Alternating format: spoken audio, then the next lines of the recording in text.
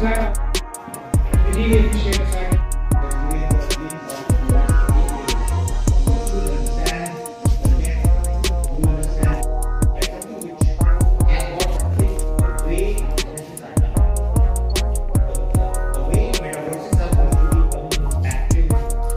I am working with NEGD, Ministry of Electronics and IT as director, and I have been here to understand that the will of our students who are gathered here to get new things innovated with their zeal. I am overwhelmed with their zeal and effort they are putting into new things which they will be doing in next 7 to 8 days. Sir क्या क्या होने वाला है 7 से 8 दिन के अंदर लोगों को क्या क्या दिखेगा इस एग्जीबिशन में? एग्जीबिशन नहीं है, ये एक तरह से प्रतियोगिता है और इसका नाम आल्ट हैक है, जिसमें बच्चे अपनी एक जो भी उनको प्रॉब्लम दी जाएगी उसके सॉल्यूशन अभिनव तरीके से ढूंढेंगे। और जो इसका मूल है टेक्नोलॉजी का जो अभी आ रहा है वो ब्लॉकचेन टेक्नोलॉजी है, जो डॉक्यूमेंट्स में जो फोर्जरी होती है उसको रोकने के लिए बहुत अहम एक टेक्नोलॉजी है। इसके अलावा यह एक आपको अधिकार भी प्रदान करती है कि जो आपकी खुद की बौद्धिक और वैचारिक संपत्ति है उसका लाभ आपको भी मिले।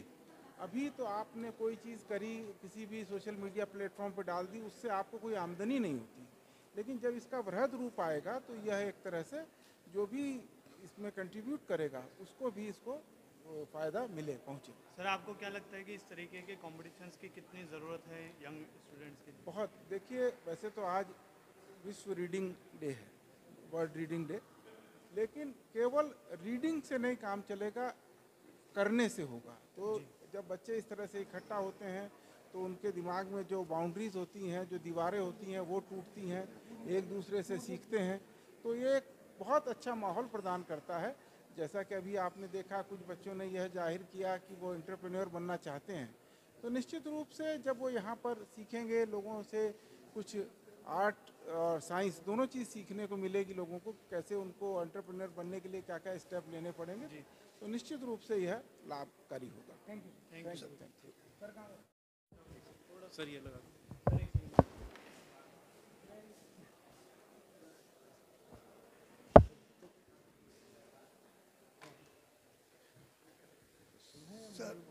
आपको अपना इंट्रो से स्टार्ट करना है। ये सारे कैमरा इनको सीधा पकड़िए, ऐसे माइक दिखने चाहिए। दी चलिए सर, सामने start. I am professor of mechanical engineering in IIT Roorkee and right now director IIT BHU Varanasi. क्या कहना है सर ऑल्ट हैक के बारे में? I think this is a wonderful initiative, and as I said in my brief address, in academic institutions it is very difficult for us to change our academic curriculum so frequently, so we freeze it for 3 or 4 years. But such kind of event do help us and our students to learn about new innovations, new technologies and new ideas. जितने ज़्यादा technology बढ़ता जा रहा है sir, नई नई machines and all आज बहुत ज़्यादा एडवांस हो गई हैं, क्या कहना है उन सब के बारे में? किस तरीके को सीखने को मिलेगा? सीखने को तो है कि बच्चों को और स्टूडेंट्स को एक माइंड ओपन होगा, they will be eager to learn new things.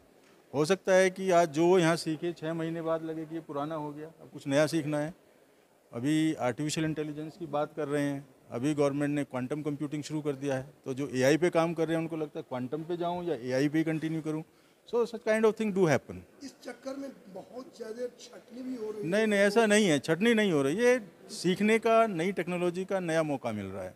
तो अगर किसी को एक स्टेज तक एक नया चीज़ सीखते हैं, हाँ ठीक है, लेकिन दे आर सिमिलर। इससे कैसे निपटें? नहीं, दे आर सिमिलर।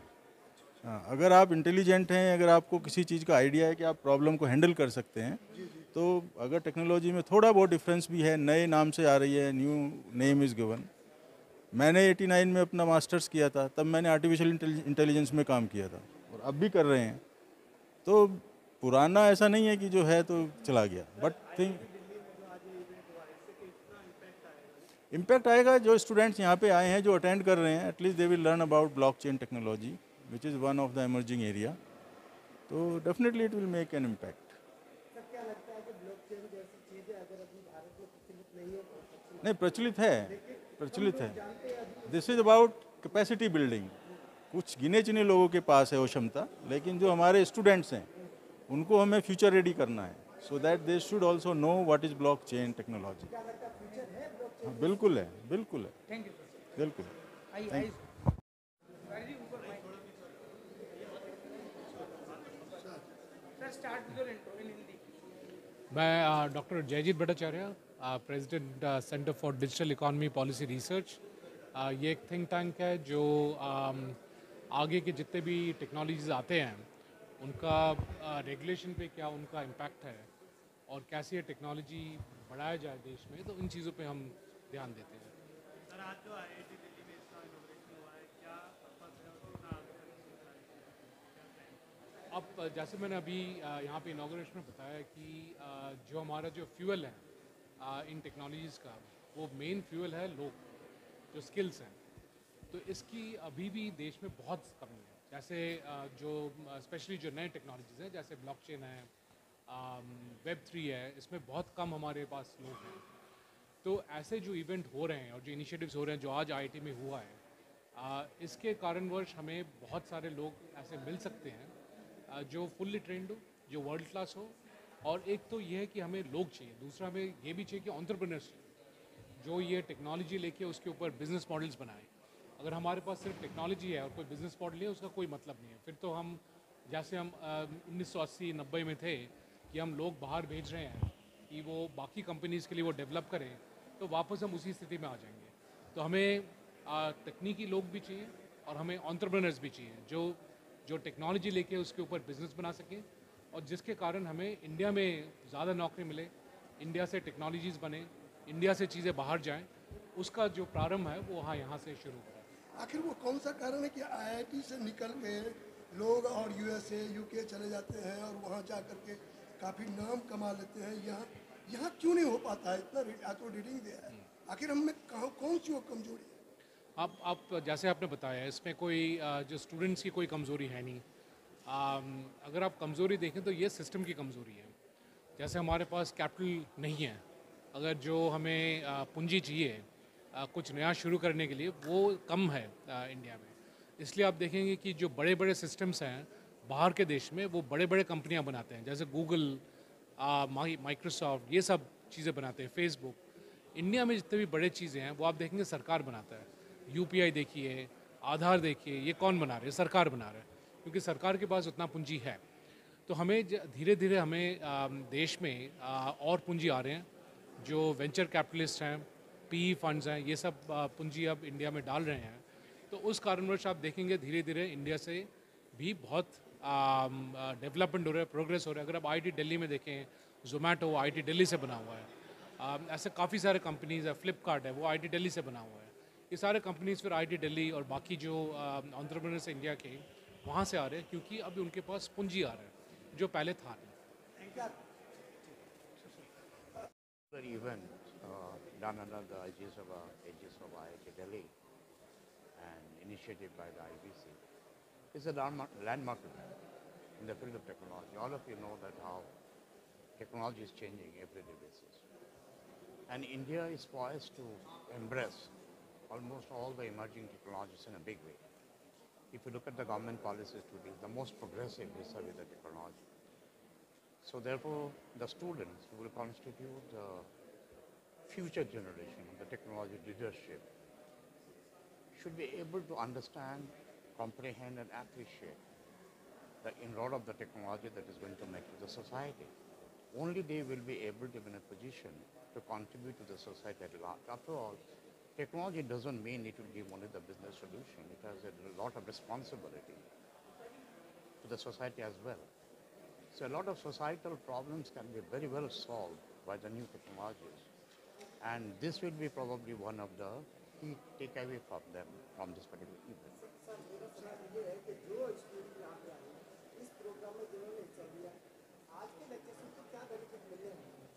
आज का lecture is not like, it's a 7 days long, 7 दिन का, 7 दिन. They will grade the exposure to a completely new or emerging technology and how it will be useful, not only for the business solution, for the societal solutions as well.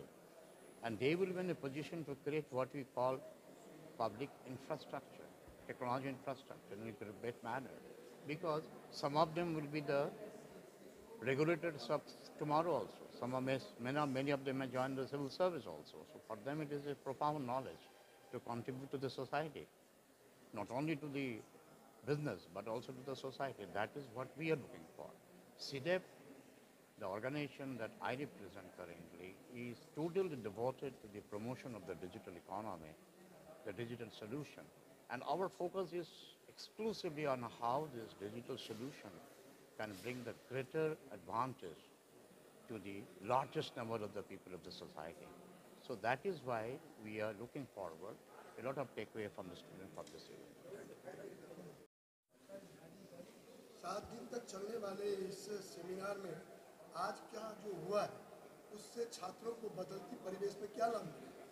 Rose technology आ रही है नई नई और उससे बड़ी परेशानी पैदा हो रही है। ये जो नई टेक्नोलॉजीज जो आ रही है वो आईआईटी जैसे और बाकी एकेडमिक इंस्टीट्यूशंस में उसकी रिसर्च होती है और उसकी एप्लीकेशंस इंडस्ट्रीज़ में आती है। आजकल ये ब्लॉकचेन जैसे टेक्नोलॉजीज जो है इंडस्ट्री ने काफ़ी बड़ी मात्रा में ले ली है, तो उसका बेसिक अंडरस्टैंडिंग उसकी जो फंडामेंटल है उसको स्टूडेंट्स को अच्छी तरह समझाने के लिए आईआईटी जैसे इंस्टीट्यूशंस की रिस्पॉन्सिबिलिटी रहती है। और आज जो प्रोग्राम शुरू कर रहे हैं ये ना केवल आईआईटी के स्टूडेंट्स हैं बट पूरे देश से और स्टूडेंट्स को भी इकट्ठे किया है। तो इंडस्ट्री और आईआईटी मिलके उनको ये बेसिक्स देंगे कि इस टेक्नोलॉजी का क्या उद्देश्य है और उससे क्या क्या हो सकता है, क्या क्या एप्लीकेशन उसके हो सकते हैं। तो बच्चों के मन में अपने आप ही नए आइडियाज़ पैदा हो सकते हैं कि इस टेक्नोलॉजी को हम क्या कहाँ यूज़ कर सकते हैं, उससे हम क्या बिज़नेस शुरू कर सकते हैं। क्योंकि नई टेक्नोलॉजी है इसीलिए उसकी ग्रोथ भी बहुत तेज़ी से होती है। जैसे अभी बता रहे थे कि 2 साल इसमें एक्सपीरियंस जिनका है उनकी सैलरीज बहुत ही ऊंची मात्रा तक पहुंच जाती है, जो दूसरी टेक्नोलॉजीज में 15-20 साल के बाद ही पहुंचता है। तो ऐसी जो तेज़ी से बढ़ने वाली टेक्नोलॉजी है उसमें जो फंडामेंटल स्ट्रेंथ जो चाहिए, फाउंडेशन भूमिका जो चाहिए, वो ले करने की रिस्पॉन्सिबिलिटी इंस्टीट्यूशंस की रहती है, एकेडमिक इंस्टीट्यूशंस की। तो उसमें इसीलिए वो आईआईटी में होस्ट भी किया जा रहा है और कई सारे स्टूडेंट्स को इकट्ठे आईआईटी में बुलाया भी है। स्वागत है आपका तमाम चैनलों में।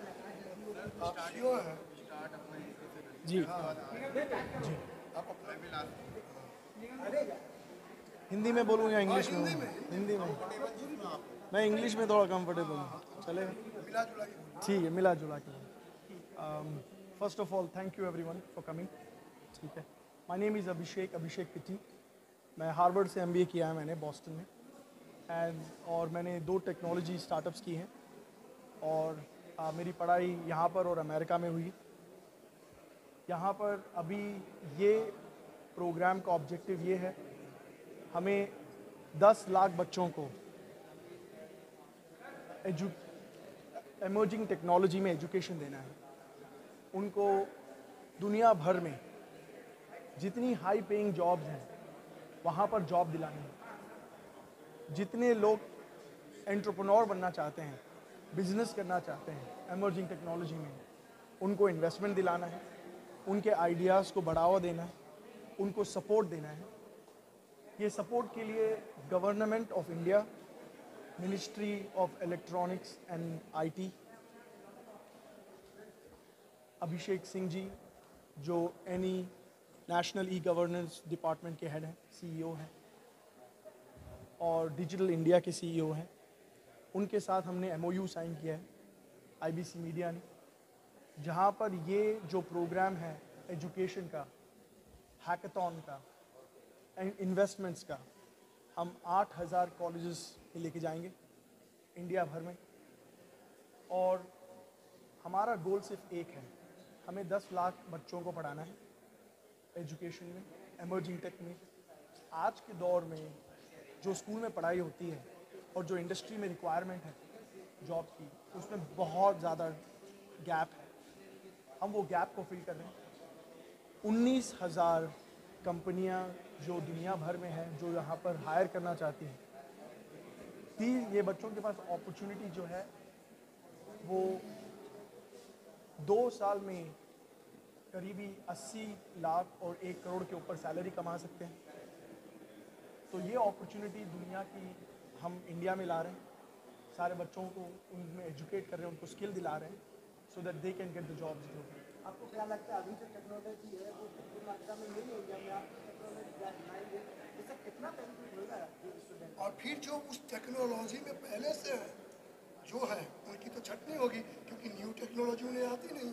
जी बिल्कुल। सो आप जो पूछ रहे हो उससे बिल्कुल सही है कि जो हम टेक्नोलॉजी ला रहे हैं वो इंडिया में अभी तक उसका पेनिट्रेशन जिसको बोलते हैं, जो ज़्यादा यूज़ नहीं हुई है, ज़्यादा इस्तेमाल नहीं हुई है, जिनकी ज़्यादा पढ़ाई अवेलेबल नहीं है, हम एमर्जिंग टेक ला रहे हैं। एमर्जिंग का टेक्नोलॉजी का मतलब ये है कि जो टेक्नोलॉजी भी मार्केट में आई नहीं है, चाहे वो वेब3 है, चाहे वो मेटावर्स हो, चाहे वो AR VR हो, चाहे वो स्पेस हो, सारी जो टेक्नोलॉजी फर्स्ट या तो सिलिकॉन वैली में इन्वेंट होती है, चाहे वो कहीं और इन्वेंट होती है। हमारा गोल मकसद यहाँ पर यह है कि हम सारी वो टेक्नोलॉजीज़ इंडिया में लाएं और बच्चों को यहाँ पर उसकी पढ़ाई दें, उसके अंदर इन्वेस्टमेंट्स करें ताकि बच्चों को वो नौकरियाँ मिलें जो दुनिया भर में अवेलेबल आज हैं, एंड जो बच्चे उसमें स्टार्टअप्स करना चाहते हैं उनको इन्वेस्टमेंट्स मिलें। तो जैसे कि आपने बताया कि आपने अपनी हायर स्टडीज़ अमेरिका से पूरी की है, तो आपको इंडिया और अमेरिका के एजुकेशन सिस्टम में क्या सिर्फ एक वो है एक्सेस पढ़ाई का, एक्सेस नौकरी का और एक्सेस इन्वेस्टमेंट। ऐसे इवेंट सर और कौन कौन से स्टेट में आप करेंगे और आपको कौन कौन सी मतलब किस गवर्नमेंट से कैसा सपोर्ट है? मैं दोनों आंसर करता हूँ। आपने पूछा इसका एम्प्लॉयमेंट। आज दुनिया भर में एक ही चीज़ की कमी है इमर्जिंग टेक में, वो है टैलेंट। हम अगर इंडिया से ये टैलेंट प्रोवाइड करते हैं, जो बच्चे आज 5 लाख रुपए 10 लाख रुपए की सैलरी लेके निकलते हैं कॉलेज से, यही बच्चे कल 25 लाख 50 लाख 80 लाख की सैलरी लेके निकलेंगे। वो इम्पैक्ट है, एंड दुनिया भर में इस नौकरी का टैलेंट नहीं है। सो अगर हम ये जो पढ़ाई करते हैं, अगर 6 महीने भी बच्चे ये पढ़ाई करेंगे तो उनको दुनिया भर में नौकरी मिलेगी। उनको इंडिया में 5 लाख 10 लाख रुपए की नौकरी लेने की कोई ज़रूरत नहीं है। आपका सवाल था सर? ऐसे इवेंट और कौन जी हाँ। किस स्टेट? सो हम यहाँ से पहले 3 जगह ये प्रोग्राम कर चुके हैं। हमने तेलंगाना में किया है तेलंगाना गवर्नमेंट के साथ, हमने आंध्रा में किया है आंध्रा गवर्नमेंट के साथ, हमने तमिलनाडु में किया है तमिलनाडु गवर्नमेंट के साथ, अब हम यूपी में कर रहे हैं। सर आपको कहीं ये नहीं लगता जो आर्टिफिशियल इंटेलिजेंस जो AI अभी चल रहा है, तो उससे बहुत लोगों को जॉब में या उसमें दिक्कत आ सकती है? जैसे अभी ChatGPT है, ऐसे में मोस्टली वो उतना कंटेंट नहीं दे पाती जो एक्सेप्टेशन है, पर इससे क्या ChatGPT क्या आपको लगता है कि कंटेंट राइटरों की जो कमी है वो कैसे फुलफिल कैसे करता है? ये सवाल सारी इमर्जिंग टेक्नोलॉजीज़ के लिए होता है। बट आप सोचें एक बार, जब पहिया इन्वेंट हुआ था तो लोगों ने बोला अरे अब तो जो गाड़ी खींचते हैं उनका जॉब चले जाएगा। बट पहिया ने गाड़ी क्रिएट किया, अब सारे गाड़ी चलाते हैं। ठीक है, जब इंटरनेट इन्वेंट हुआ था लोगों ने कहा कि प्रिंट मीडिया बंद हो जाएगा। ठीक है, बट सारे लोग इंटरनेट पे जाने लगे और जॉब्स होने लगी। ठीक है, जब सारी ये इनोवेशन होती है इमर्जिंग टेक्नोलॉजी की, उसमें नए जॉब क्रिएट होते हैं। इसका मतलब ये है कि जो लोग पहले जिनको स्किल नहीं आती थी उनको सिर्फ एक नई चीज़ सीखने मिली और उनको एक और अच्छी जॉब मिली एंड एक और अच्छा बिजनेस मिला बेसिकली। तो नई technology typically more jobs create करती हैं, जहाँ तक हिस्ट्री में देखा है। ठीक है, बहुत बहुत धन्यवाद। परिचय दीजिए पहले सबसे। मैं संस्थान में प्राध्यापक हूँ यांत्रिकी अभियांत्रिकी का। आज यहाँ पे जो हेल्थ का जो कार्यक्रम किया है, इससे क्या मैसेज देना चाहते हैं? इससे ये मैसेज देना चाह रहे हैं कि इंजीनियरिंग का जो डायमेंशन चेंज हो रहा है आज के उसमें परिवेश में, उसमें नई टेक्नोलॉजीज़ को समझना बहुत ज़रूरी है। हम ये पुराने इंस्टीट्यूशन होने के बावजूद भी जो नई टेक्नोलॉजीज़ के साथ में जो स्टूडेंट्स को अवगत कराना है वो बहुत ज़रूरी है। तो इस तरह के जो इवेंट हैं और इस तरह का जो स्टूडेंट्स को एक साथ लेके आना, नई टेक्नोलॉजी सिखाना, स्पेशली जो कंट्रीब्यूशन IBC मीडिया का है, हमारा है और इंडस्ट्रीज़ का है ना, ये बहुत महत्वपूर्ण है। तो क्या इस टेक्नोलॉजी से क्या मिडिल क्लास के बच्चे जो है वो भी इसको सीख सकते हैं?